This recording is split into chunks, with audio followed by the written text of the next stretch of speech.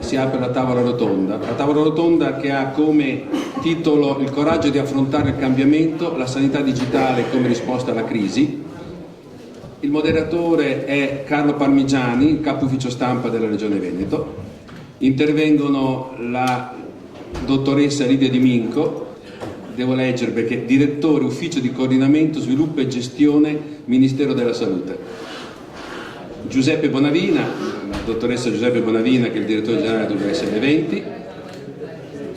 Poi c'è scritto Giusi Bonavina. Il professor Luca Bucoliero, docente dell'Università di Bocconi, ricercatore del CERMES. Aldo De Giuli, in rappresentanza dell'Asso Biomedica, nonché amministratore delegato di Tesan. E Mauro Moruzzi, il direttore generale di CUB 2000. Ovviamente anche Claudio Dario, che è il presidente di Arsenal. Io mi sposto e a voi.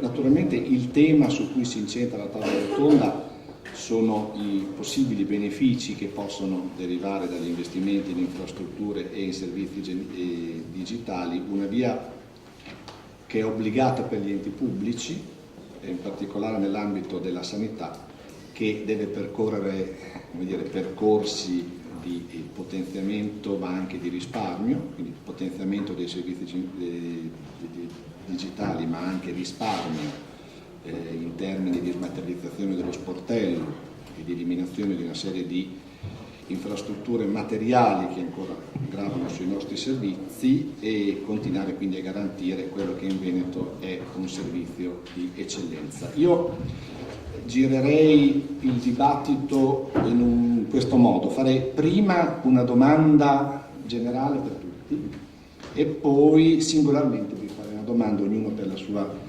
specificità professionale.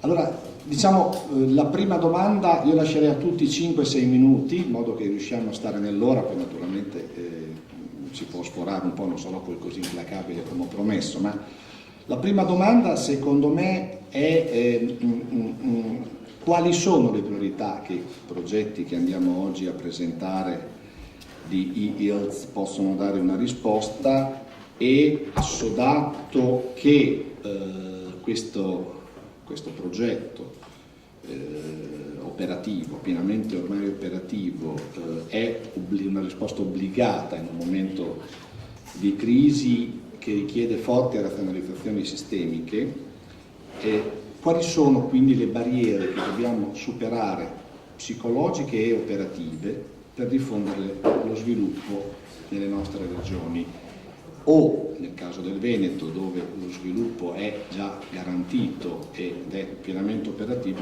come possiamo andare oltre con altri nuovi servizi che hanno, come dire, in questo progetto Escape la base, il trampolino di lancio.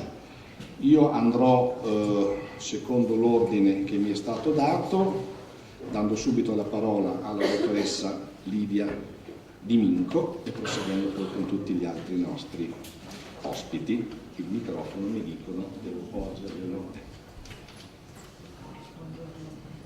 Ringrazio di questa giornata. Vediamo se Dicevo, ringrazio perché effettivamente è stata una festa, come diceva il dottor Dario all'inizio, e sicuramente le priorità che la sanità deve individuare sono quelle di armonizzare le soluzioni, perché oggi troviamo tantissime esperienze, soluzioni, una diversa dall'altra sul territorio, spesso non interoperabili, e invece trovare dei meccanismi di interoperabilità, non parlo esclusivamente dal punto di vista tecnico, ma dal punto di vista semantico. Se io devo fare in modo che il fascicolo sanitario elettronico sia interoperabile a livello nazionale, c'è la necessità che tutti i sistemi parlino la stessa lingua banalmente, perché se nel Lazio una prestazione viene codificata in un certo modo, nell'Emilia in un'altra e nel Veneto in un'altra, nel momento in cui avremo la necessità di raccordare queste informazioni sarà veramente difficile. Quindi la prima difficoltà, la prima priorità secondo me è proprio quello di avere un linguaggio, una semantica comune da poi implementare attraverso i sistemi informativi. L'altra priorità è fare in modo che i servizi che si sviluppano siano servizi non, diciamo, prioritariamente per il governo e la programmazione sicuramente, ma la cura del paziente e il servizio verso il paziente non deve essere assolutamente dimenticato, e quindi nel momento in cui si fanno servizi devono essere i cittadini i primi a poterne fruire. È facile a dirsi, è molto più difficile a farsi perché c'è un digital divide che non è soltanto, diciamo, nelle generazioni. Le generazioni più giovani usano molto più facilmente gli strumenti elettronici rispetto alle generazioni che magari hanno qualche anno in più, ma è anche un digital divide in termini di disponibilità di banda. Noi diciamo che vogliamo diffondere i servizi su tutto il territorio e poi troviamo invece zone del nostro territorio in cui non arriva la connettività, e questo non sempre è vero solo per i territori cosiddetti disagiati, isole o montagne, ma spesso anche nell'ambito delle aree metropolitane troviamo. Quindi possiamo fare tanti servizi, ma se poi non c'è una disponibilità pervasiva della banda larga, e secondo me in questo l'Agenzia per l'innovazione digitale dovrebbe occuparsi prevalentemente di questo, perché se non c'è l'infrastruttura qualunque servizio poi non riesce a camminare, insomma. E l'altra barriera da superare secondo me è una barriera culturale, cioè insegnare alle persone, sia agli operatori sia ai cittadini, che è necessario utilizzare strumenti diversi perché garantiscono un accesso migliore, e sicuramente come abbiamo visto col progetto Escape, con minori costi per la collettività in generale. Grazie. Grazie dottoressa, soprattutto per la rapidità, fantastica. E a questo punto integrazione, semantica comune, digital divide, disponibilità di banda. Io ho lavorato in Fast Web nel 2000, fu una tragedia la disponibilità di banda, e credo che ancora sia così. E quindi chi meglio della dottoressa Giuseppina Bonavina, che ha partecipato per prima come direttore a questa avventura, ci può raccontare proprio esperienzialmente cosa capita affrontando un processo di questo tipo. Grazie. Devo dire, è stata una bella sfida. È stata una bella sfida perché l'ULSS 20 partiva realmente da zero, nel senso che tutto il sistema informatico, e ho capito bene la differenza stamattina tra informatico e informativo, quindi informatico,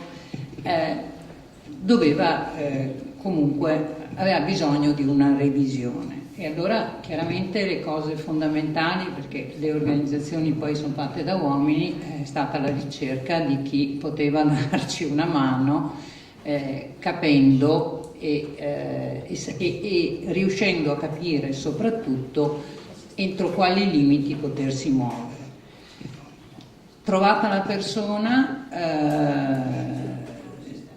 l'ottimo rapporto che c'è sempre stato con Arsenal come consorzio, ma in precedenza con chi opera in Arsenal, quindi il dottor Dario e tutti i suoi collaboratori, ha fatto il resto.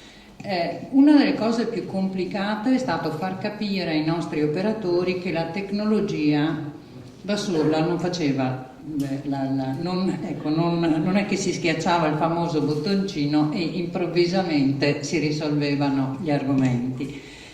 La tecnologia è stata usata, e così come va usata, come supporto a una innovazione organizzativa che è fondamentale. Fondamentale in un momento in cui la parola crisi è la password per accedere a soluzioni sostenibili sia dal punto di vista della sostenibilità economica, evidentemente,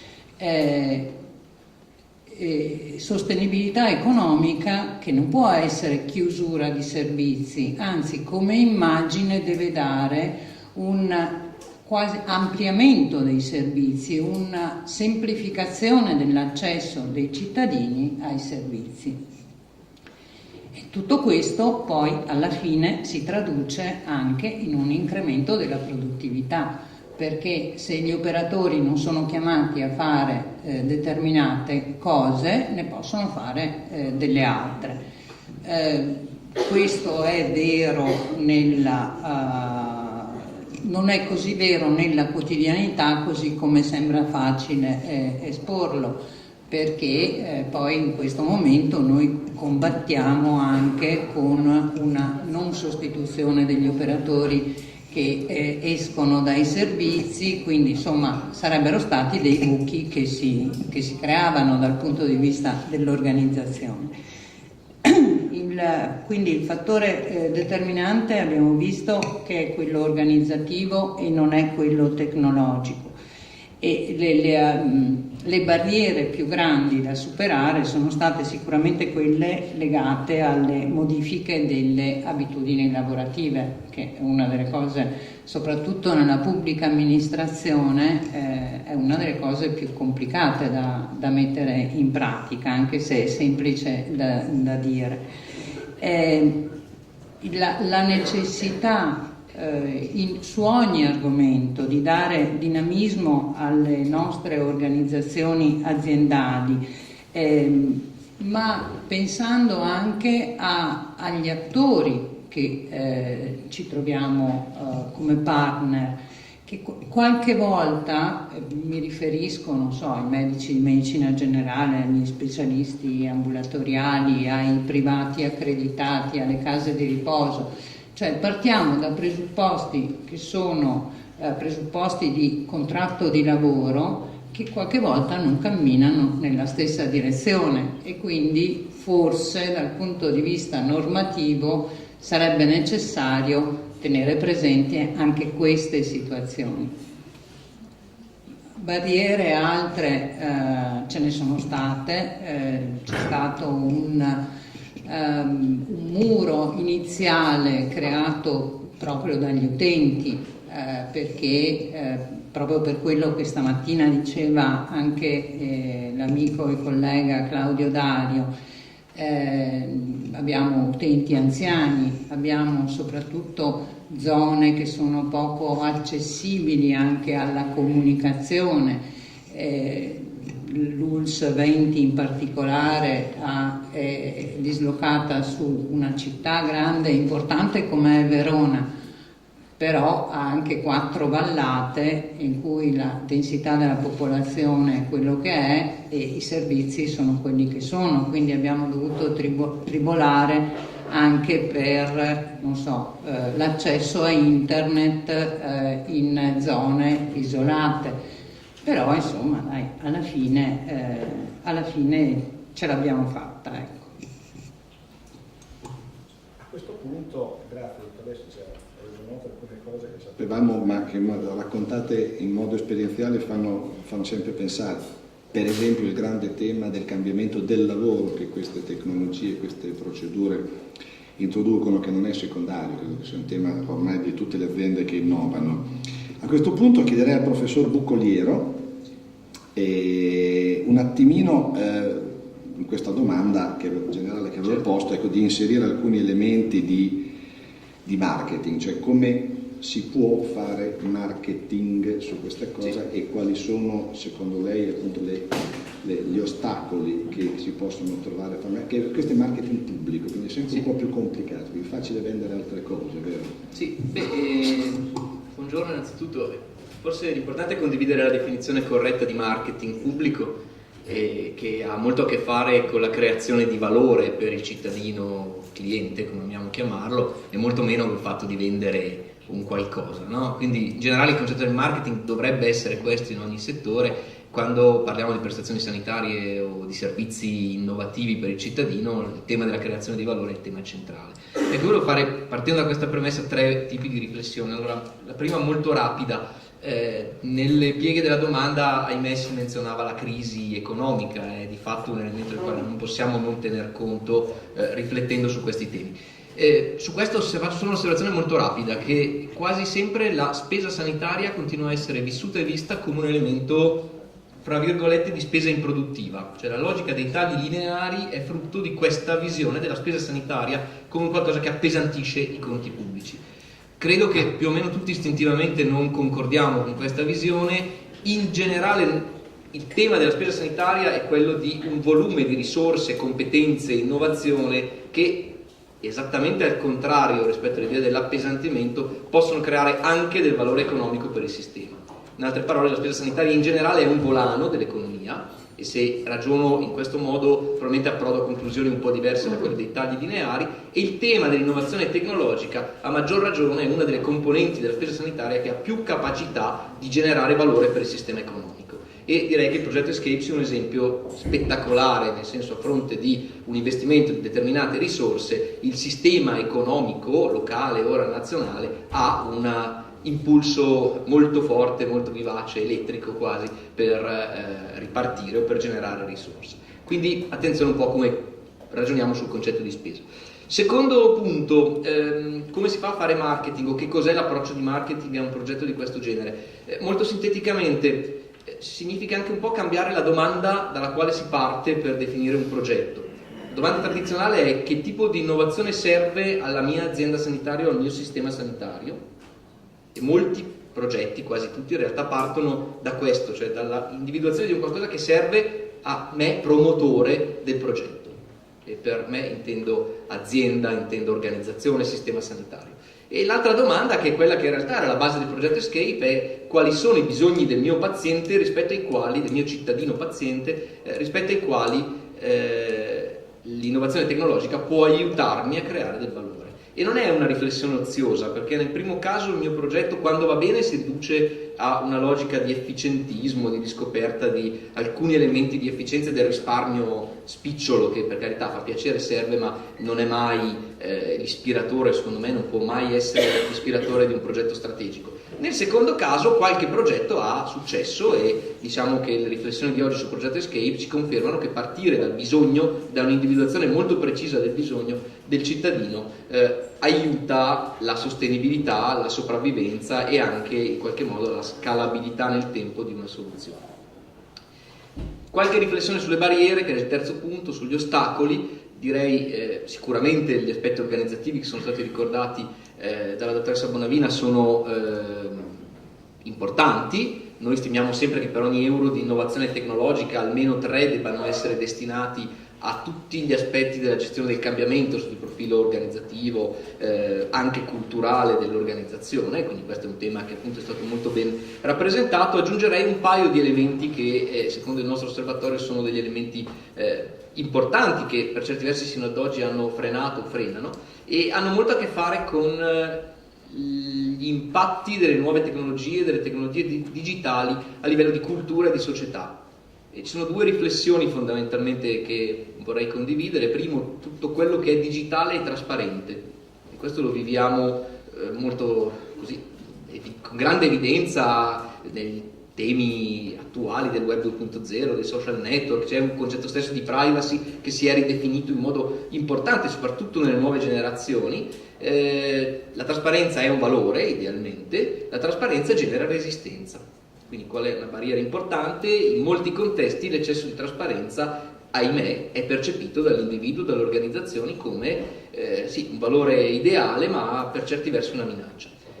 E su questo ovviamente l'intervento è culturale, in parte generazionale, ma in larga parte di tipo culturale. Il secondo elemento è tutto quello che è digitale e trasparente e crea empowerment per il mio cliente. Il tema dell'empowerment è stato citato correttamente in apertura.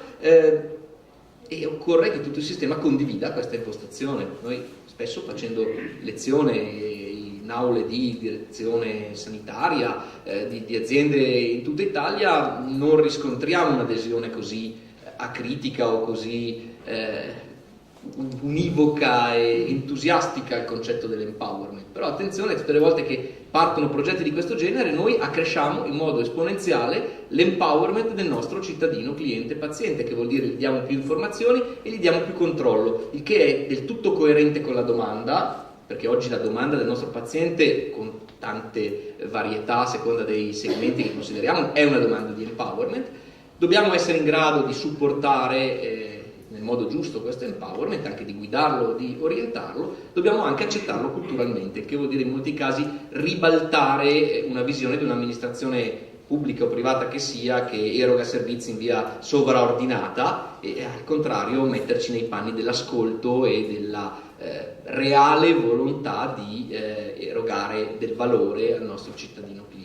Se non fosse che la parola cittadino ultimamente è stata sposata da una parte politica molto precisa e quindi da quasi una connotazione che rischia di essere appunto interpretata di parte, quindi fatta questa premessa, la parola cittadino rende molto bene l'idea di un portatore di...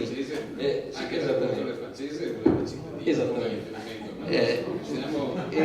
La parola cittadino come appunto destinatario dell'azione amministrativa della pubblica amministrazione di fatto evidenzia il fatto che il nostro cliente è portatore di diritti e questi diritti sono un po' ispirano, dovrebbero ispirare il comportamento dell'amministrazione.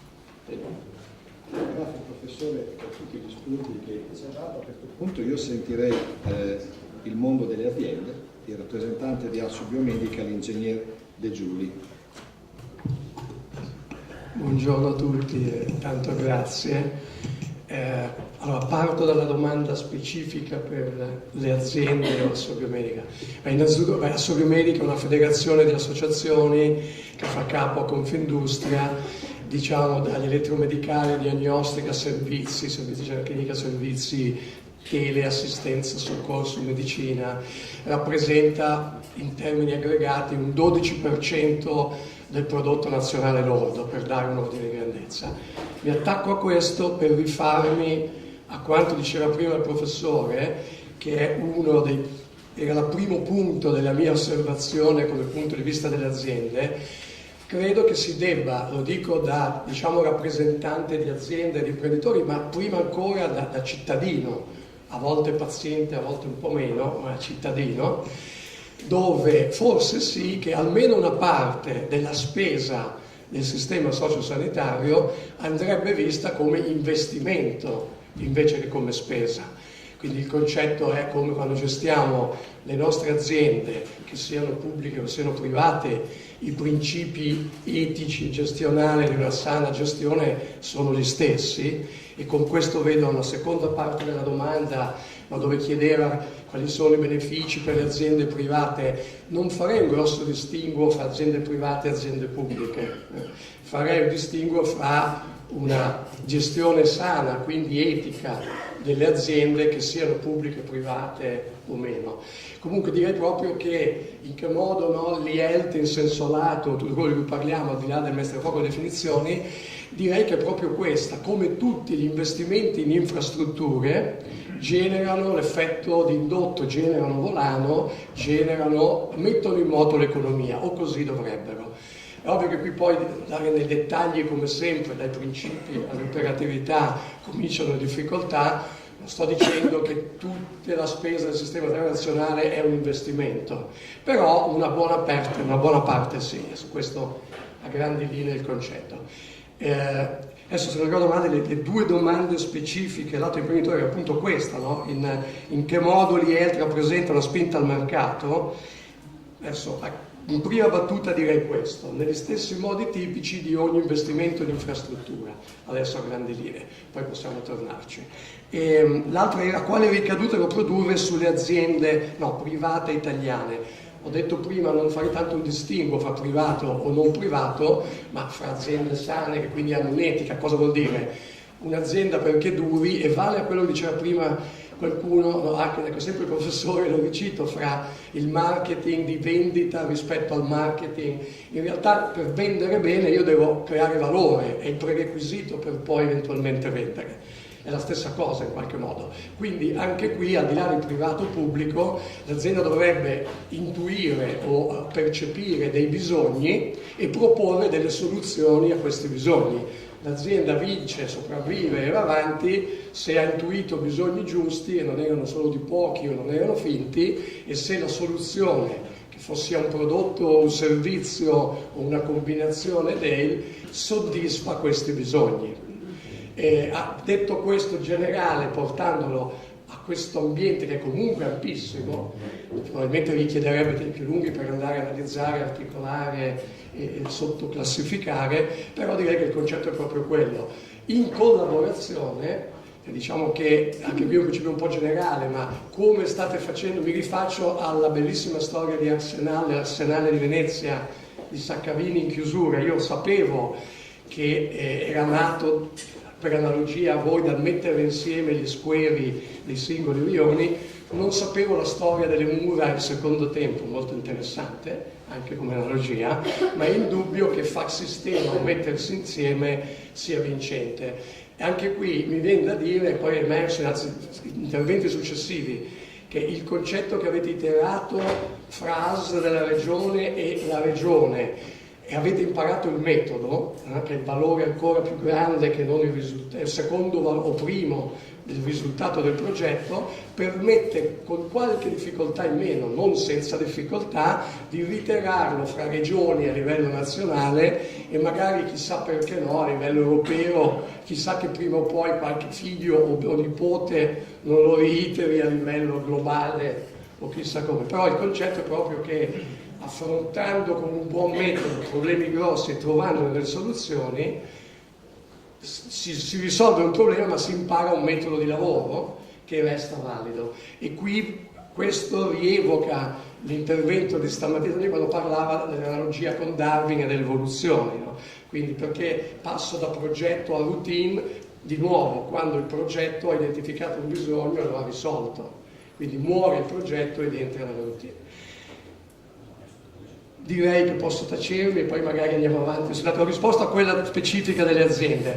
Ecco, non ho risposto a quelle di tutti sulle barriere, però diciamo così, quella prima mi sembrava fosse in che modo anche le aziende si possono risolvere, DL contribuisce alle priorità. Diciamo, la priorità, sintetizzandola, del sistema sanitario pubblico-privato e socio-sanitario è proprio far quadrare il cerchio fra una domanda crescente e risorse, diciamo, decrescenti. E quindi di nuovo, con quanto detto sopra, con un investimento in infrastrutture che permetta di imparare metodo che poi diventa la routine, possiamo in qualche modo, non dico risparmiare, ma quantomeno a parità di fare di più, come diceva la dottoressa, quindi estendo il servizio e la loro qualità.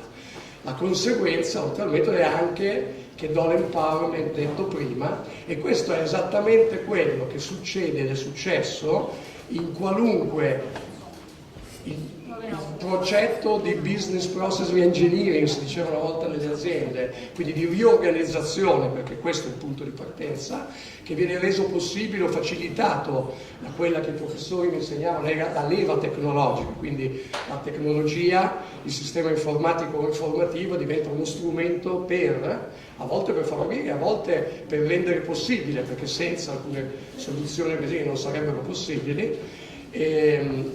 E quindi di nuovo con questo riesco forse a raggiungere il problema prioritario primo che li sintetizza tutti del sistema nazionale, che è quello che dicevamo prima, parità di risorse con risorse decrescenti, provare a soddisfare con qualità non decrescente domande crescenti, per i soliti motivi che voi mi insegnate, chiamiamoli demografici, se non altro. Le barriere, va bene, le raccontiamo dopo, sono più o meno direi le stesse, ma le abbiamo appena. Un secondo round sul quale possiamo approfondire. Grazie. Siamo stati bravissimi, gli ultimi due interventi del primo round è il professor Mauro Moruzzi, direttore generale di CUP 2000 e professore di sociologia all'Università di Bologna. Il microfono è qui, sperando che funzioni.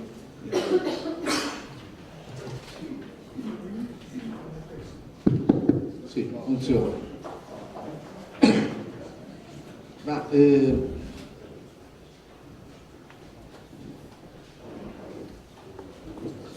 sì, vorrei dare un contributo di analisi, di lettura del fenomeno, perché noi questa mattina abbiamo visto delle cose belle e interessanti.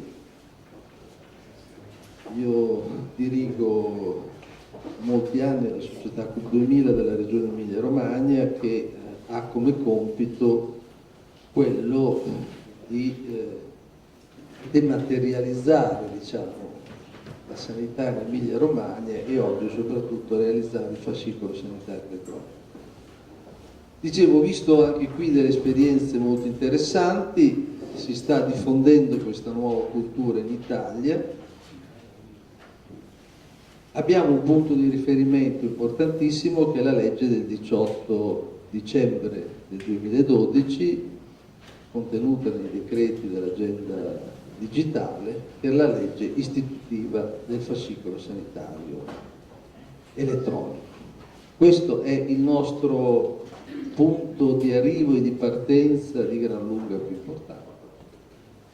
Anche perché una volta tanto questa legge, anche se abbiamo qualche ritardo ancora nell'attuazione dei decreti, però questa legge è una legge ben fatta, è una legge che parla la cultura del domani, la cultura di internet, ed è una legge che aiuta il passaggio della sanità all'era di internet.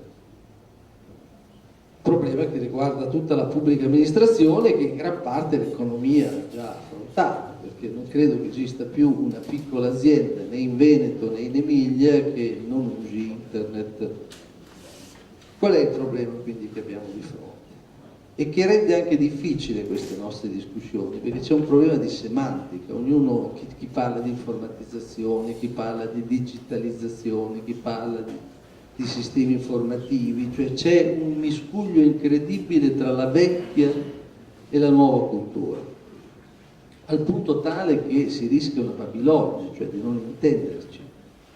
Io a volte vado a delle discussioni in cui dopo un po' mi rendo conto che sono lì per parlare, vengo chiamato per discutere di fascicolo sanitario elettronico e mi rendo conto che anche interlocutori autorevoli non avevano capito che cos'è il fascicolo sanitario elettronico, che è quello descritto tra l'altro nella legge, che è stata una legge a cui hanno dato un contributo importante le regioni, in particolare le regioni come la Lombardia, come l'Emilia Romagna, come il Veneto, il Friuli, il Trentino Alto Adige, che hanno fatto un'esperienza importante da questo punto di vista. Il problema di fondo è quello della dematerializzazione di tutte le informazioni del sistema sanitario. Cioè noi entriamo in una economia e in un welfare totalmente dematerializzato. Questo l'economia lo sa, purtroppo c'è un grande ritardo nella pubblica amministrazione e oggi il problema è urgente nella sanità, che non a caso vive una crisi finanziaria notevole. Cosa serve la dematerializzazione di tutte le informazioni? Serve al fine di creare un sistema di alta comunicazione basato su internet che ci permette di rimaterializzare queste informazioni ai fini degli obiettivi della cura, dell'assistenza, della prevenzione. Nel momento in cui io ho conservato su internet tutta la mia storia clinica, questo per me che ho già una certa età non sarà possibile, se non in parte lo è già. Io ho nel fascicolo sanitario elettronico dell'Emilia Romagna tutta la mia storia clinica dematerializzata a partire dal 2008. I bambini piccoli che attivano il fascicolo sanitario elettronico nella mia regione avranno tutta la loro storia clinica dematerializzata.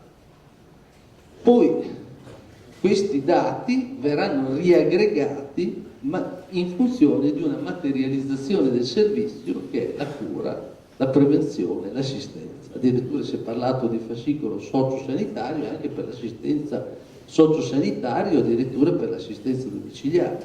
Cioè tutte queste informazioni vengono attraverso i software al momento opportuno riaggregate in funzione della patologia, in funzione del percorso di cura, in funzione della continuità assistenziale.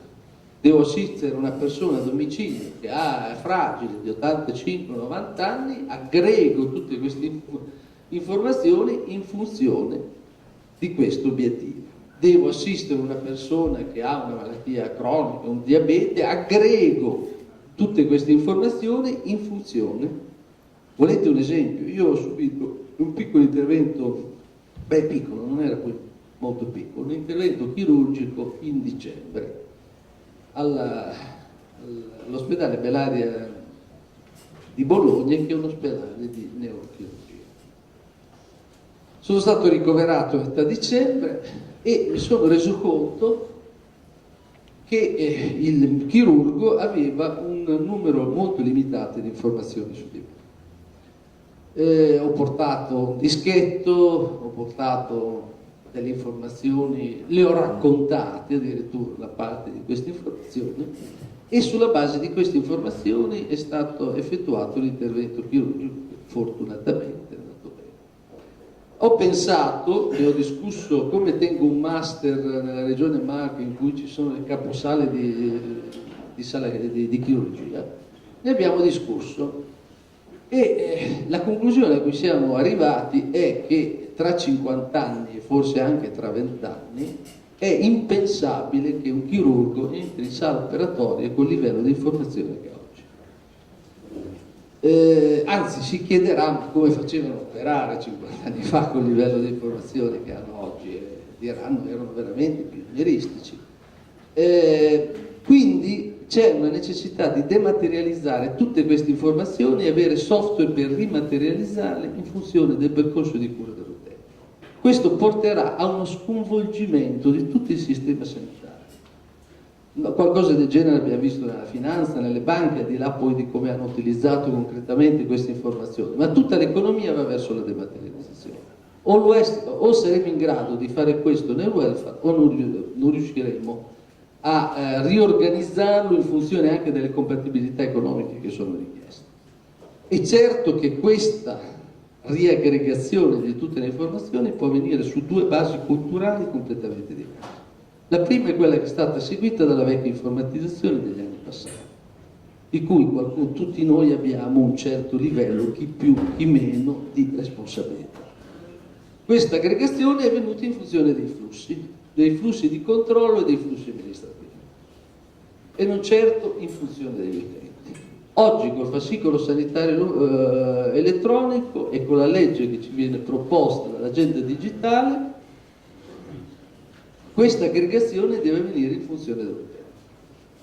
E quindi tutti gli italiani devono avere il fascicolo sanitario elettronico e deve essere possibile estrapolare dal fascicolo sanitario elettronico con i software opportuni tutti i dati per la cura a partire dal patient summary, che è il primo dato fondamentale. Cioè non mi basta avere tutti i dati, devo abbassare questa entropia aggregandolo in funzione dei dati che sono necessari per l'emergenza, per la cura corrente e poi per tutti i percorsi di patologia. Ora, tutto quello che abbiamo fatto finora, non butteremo via niente. Progetto Escape, il CUP metropolitano, siamo stati i primi in Italia a farlo, i sistemi informativi di buon livello che abbiamo realizzato nelle aziende sanitarie. Il problema è che lo dobbiamo ricondurre a questo enorme processo di dematerializzazione. Noi stiamo passando in Emilia-Romagna, dove già 3 milioni di cittadini hanno dato il consenso per il fascicolo e molti lo usano ormai.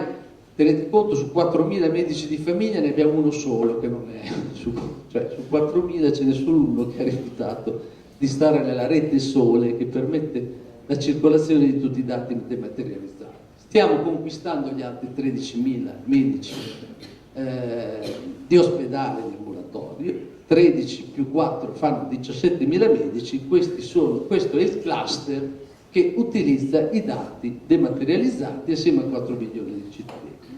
Ma questo è il risultato che vogliamo per permettere poi di riaggregare tutti questi dati in funzione di tutte le necessità a partire dal soggetto, dal cittadino che gestisce queste informazioni. Dicevo, il fascicolo sanitario elettronico è quindi l'elemento unificante di tutte queste politiche. C'è però un problema culturale, un problema di capire che è reso urgente dalla crisi finanziaria e dalle necessità che dobbiamo affrontare. Quindi ben venga anche questi momenti di stimolo che Arsenal, che fa parte tra l'altro di Assinter, l'associazione delle società in house delle regioni, sta proponendo nella giornata odierna. Grazie. Allora,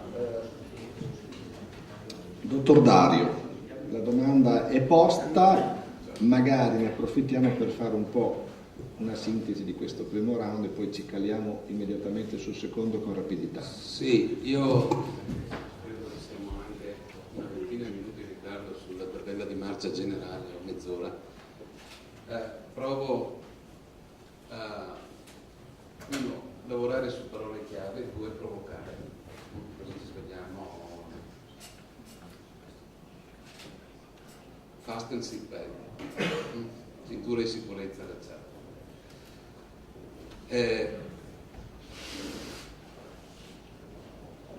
Che tipo di convegno stiamo facendo qua oggi?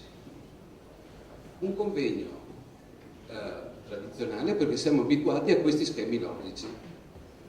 Siamo abituati e abbiamo il bisogno, noi, e noi mi domando se la nostra età, a ragionare posizionando il nostro comportamento, la nostra posizione in uno schema logico. La riflessione me l'ha fatta venire mia moglie qualche giorno fa. Abbiamo comprato una bicicletta e a cena dice: ho letto il libretto delle istruzioni. I miei due figli 17 anni si sono rovesciati giù dalla sedia. Da ridere, il libretto delle istruzioni della bici.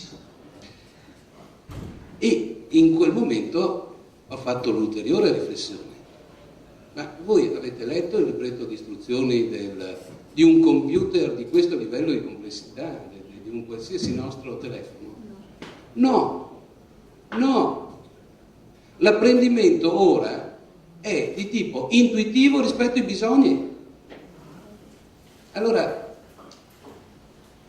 in un futuro, ma spero breve, ci facciamo, visto che siamo tutti, parlo in casa, quindi siamo tutti operatori che stiamo lavorando su questo, un approccio diverso a questi tipi di incontri, intuitivo sui bisogni. Partiamo vedendo come fosse un'applicazione, come fosse la soluzione a un problema. Partiamo dai problemi. Perché abbiamo continuamente bisogno della legge, dell'inquadramento, della logica? Partiamo dai problemi.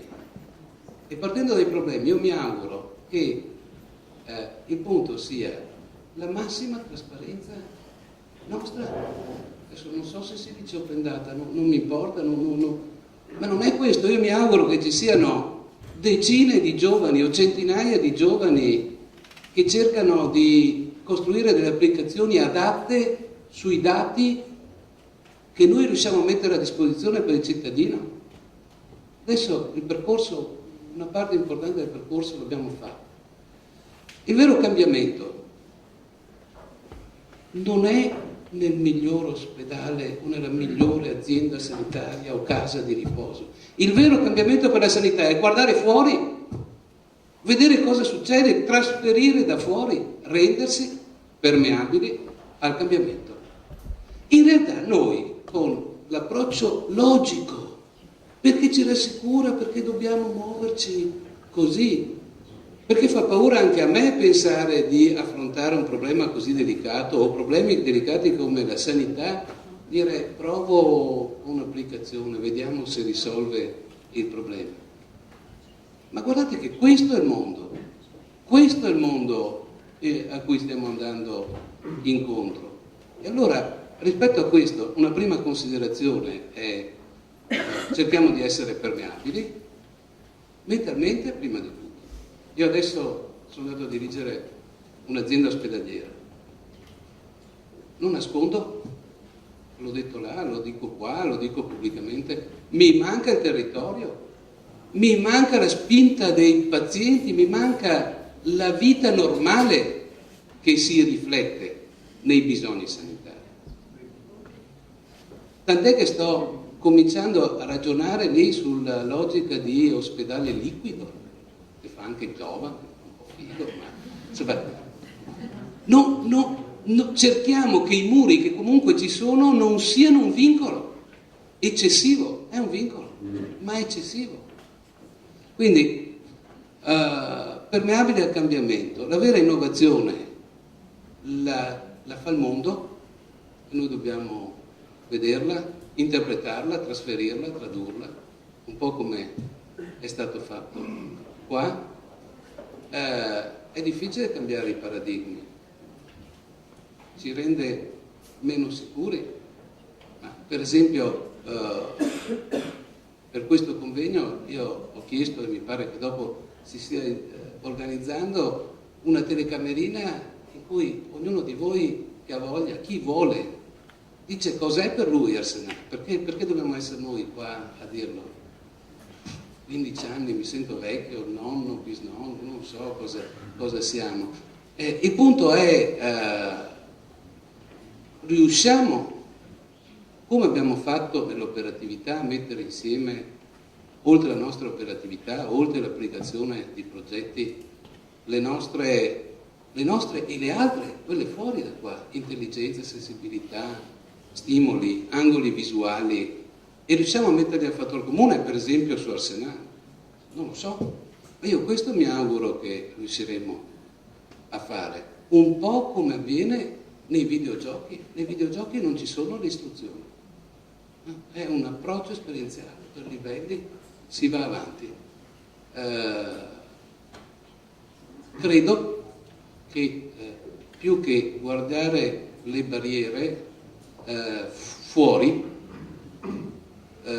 dobbiamo probabilmente togliercene qualcuna, e forse la crisi può essere un'occasione, non so bene cosa voglia dire crisi, sicuramente difficoltà, ma da questo punto di vista proviamo a uscire dagli schemi e in tutto questo, sempre nella provocazione e sempre un qualcosa che chi mi conosce sa che ho già proposto in varie altre sedi, il punto fondamentale è questo. Facciamolo, dopo lo teorizziamo, dopo lo inquadriamo, ma intanto facciamo. Grazie.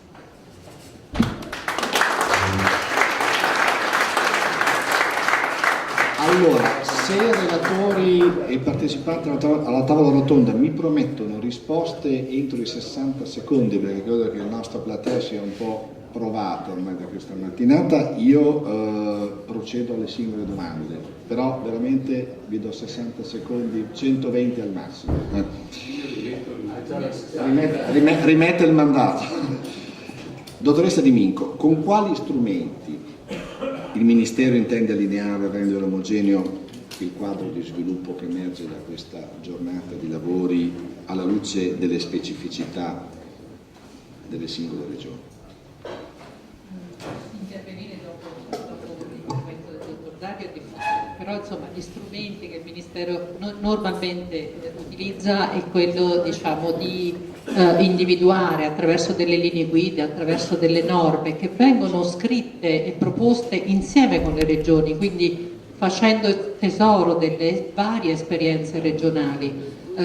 In questo modo, diciamo, si cerca di stimolare quelle regioni che magari non hanno un'iniziativa così forte, una spinta così innovativa come invece può essere trovata nella Regione Veneto.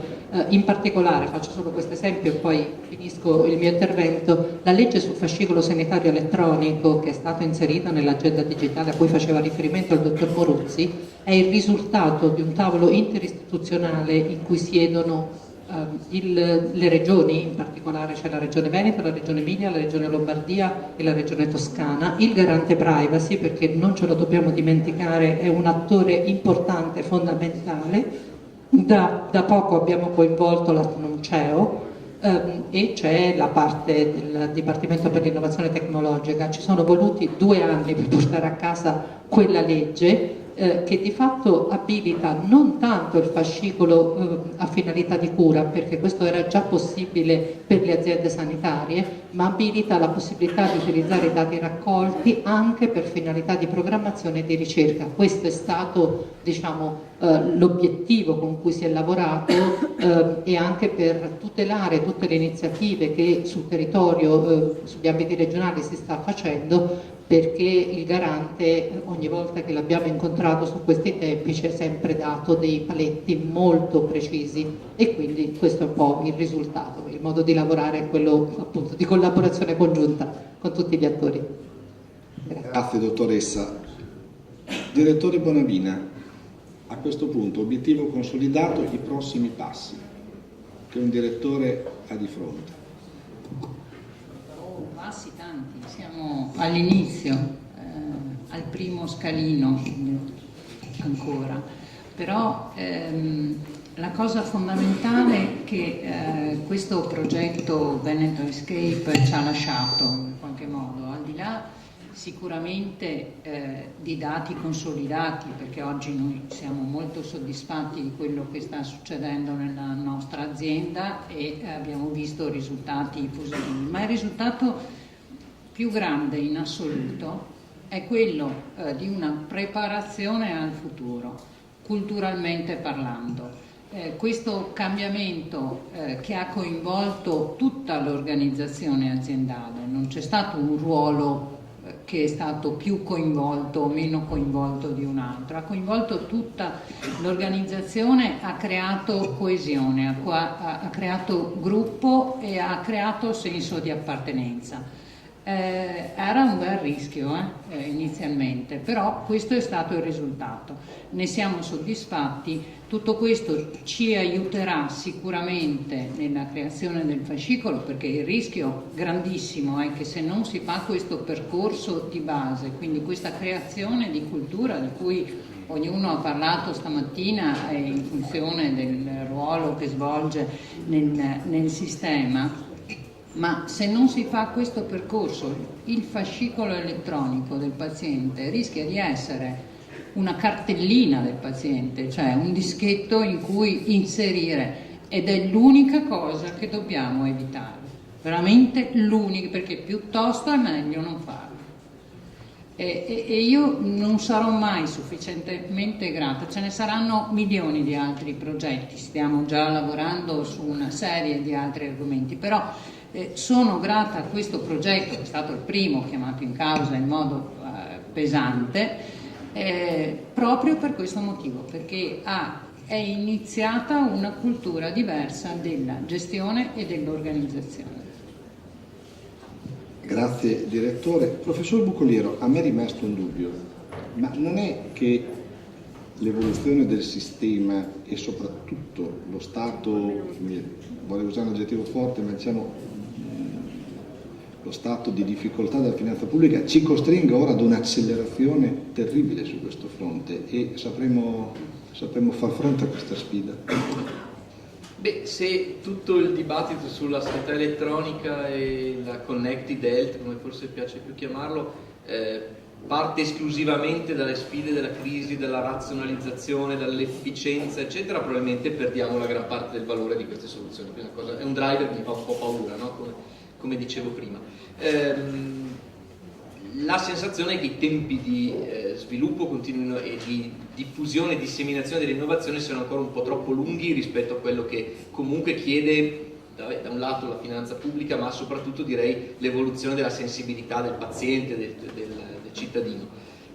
Quindi forse qualche intervento può essere fatto, ci sono molteplici ambiti di intervento, alcuni sono anche molto specifici e possono riguardare gli aspetti specifici e di dettaglio del riuso. Uno un po' più generale secondo me ricade nell'impostazione tutta italiana, per cui si attende sempre di avere un quadro normativo molto definito che ponga dei vincoli molto definiti e poi l'innovazione si deve muovere all'interno di questi vincoli con difficoltà. La privacy è un esempio, la stessa firma digitale in Italia si è mossa così, prima si è definito un quadro normativo sofisticato, tutta una serie di paletti e poi fare innovazione vuol dire muoversi tra i paletti. Mi vengono in mente approcci molto più pragmatici. C'è un paese che conosco abbastanza bene, che è il Giappone, in cui il processo è esattamente il contrario. Prima realizzo dei laboratori di innovazione, vedo quali sono i problemi, su quei problemi intervengo a livello normativo in modo snello e a quel punto l'innovazione decolla. Sono due approcci di considerare il rapporto tra innovazione e normazione, chiamiamola così, stretta, che forse possono fare la differenza per accelerare. Professor Moruzzi, mi ha colpito molto che l'unico medico di base che non vuole aderire. Allora mi viene immediatamente la domanda, ma i soggetti che devono fare un orario diciamo obbligato, quelli che nell'azienda abbiamo gli stakeholder, ma sanno poi adeguarsi in tempo?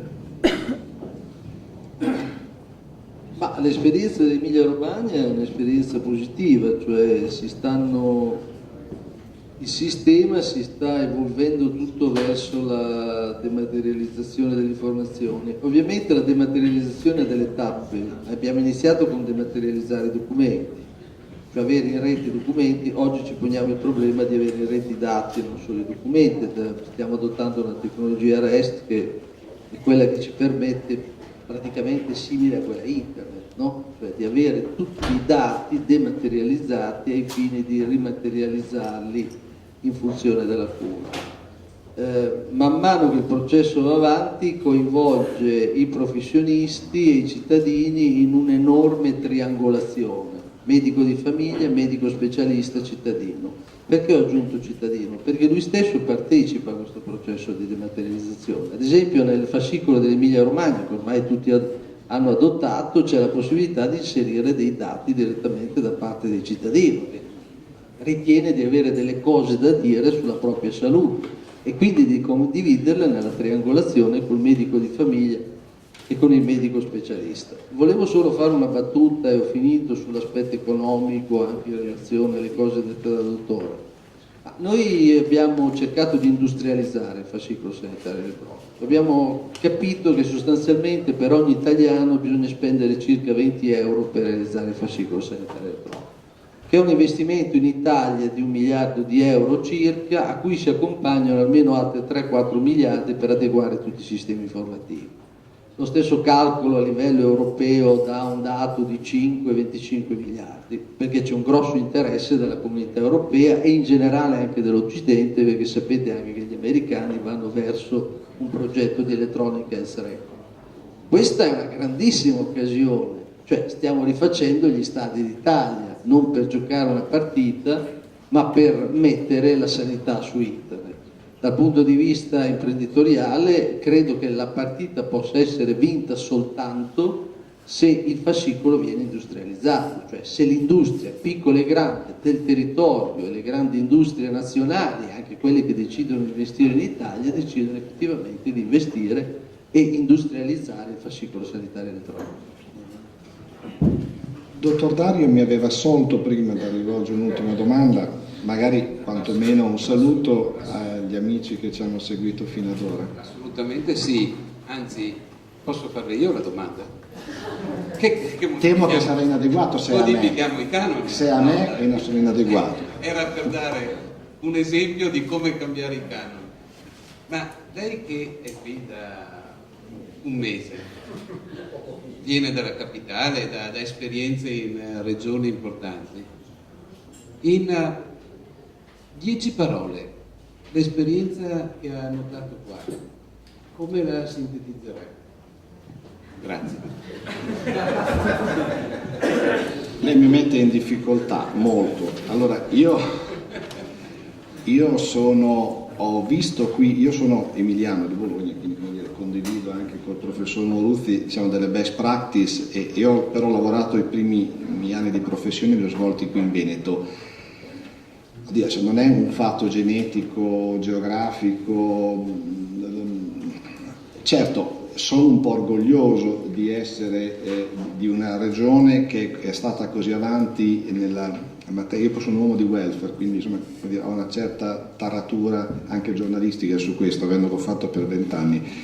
E sono felice di essere in Veneto a poter presentare, io che rappresento un'amministrazione regionale, delle esperienze di questo tipo. Però sono anche cittadino romano, vedo un romano nella platea. Sarei felice che, come ho le figlie che sono romane, e tutta la mia famiglia sta a Roma, sarei felice che dovessi concludere che queste esperienze, queste best practice si allargassero, come dire, a tutta Italia. Ha ragione Moruzzi quando dice stiamo spendendo quanto a rinnovare dei campi di calcio. Ecco, io credo che, per carità, il calcio piace a tutti, ma io credo che noi potremmo fare veramente esportare, e questo vorrei dire una parola che dice il mio Presidente, che secondo me ha molto ragione, se noi applicassimo i costi della pubblica amministrazione delle regioni virtuose a tutto il Paese, cioè se l'Emilia, che è qui presente, se il Veneto venissero presi come elemento fondante delle politiche di finanza pubblica in questo Paese, avremmo probabilmente 28 miliardi a nostra disposizione,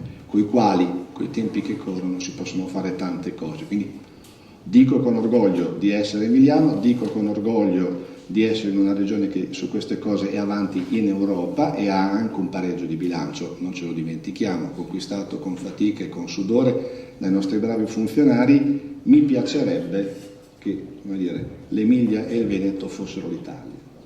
Chiudo così, me la sono cavata bene.